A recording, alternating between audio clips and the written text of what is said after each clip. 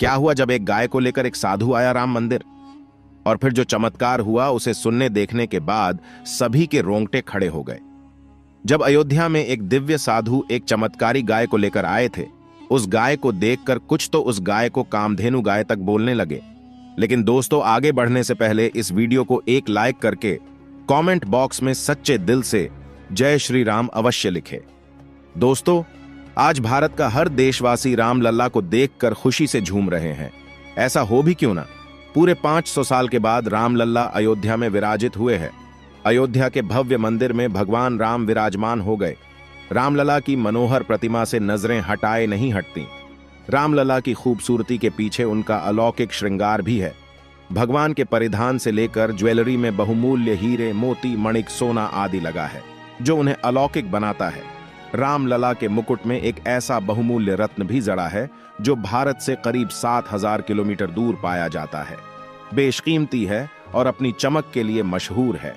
रामलला का मुकुट 1300 ग्राम शुद्ध सोने का है, जिसमें 75 कैरेट हीरे लगे हुए हैं। इसके अलावा 135 कैरेट जाम्बियन एमराल्ड यानी दुनिया का सबसे नायाब पन्ना लगा हुआ है।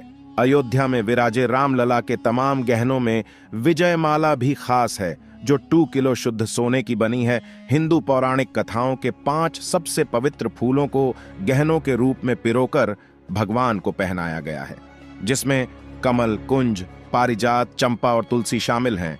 अब दोस्तों, उस चमत्कार की बात करते हैं जो कि अयोध्या राम मंदिर में हुआ होता। कुछ यूं है कि एक विश्वानंद नाम का साधु, जो कि उत्तराखंड के रहने वाले थे, वे अपने एक आश्रम में रहते थे। वे साधु कलयुग के समय पर भी ध्यान मुद्रा में रहते और अपनी तपस्या में लीन रहते थे।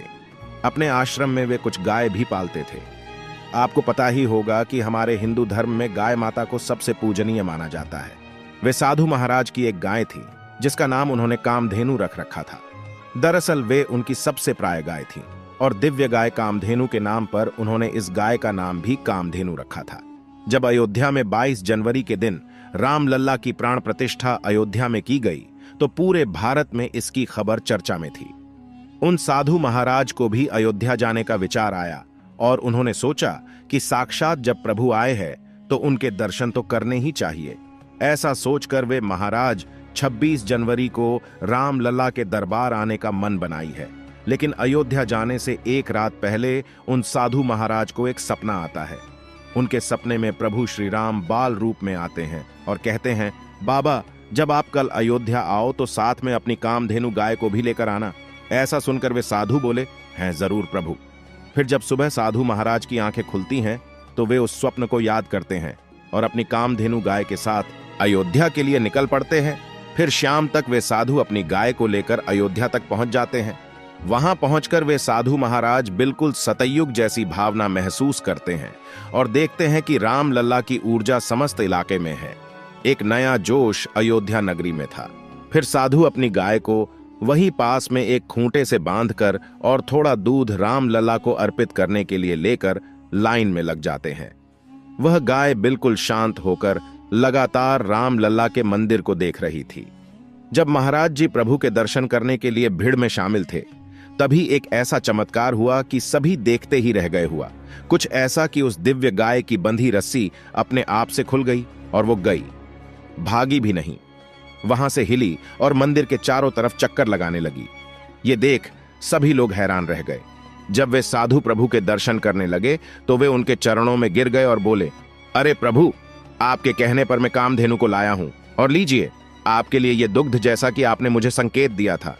फिर रामलला की मूर्ति के आगे से एक फल साधु के हाथों में जा गिरा और पुजारी जी बोले, लीजिए महाराज, रामलला आपको ये प्रसाद के रूप में दे रहे हैं, इस अपनी साथ ले जाएं।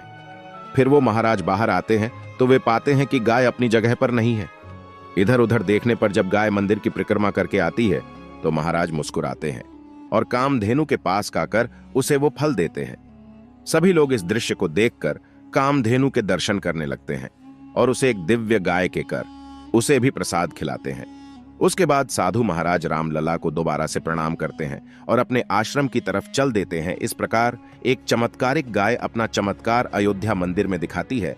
तो दोस्तों, अगर आपको आज की यह वीडियो पसंद आई हो तो इस वीडियो को एक लाइक करके चैनल को सब्सक्राइब करें। तब तक के लिए जय श्री राम।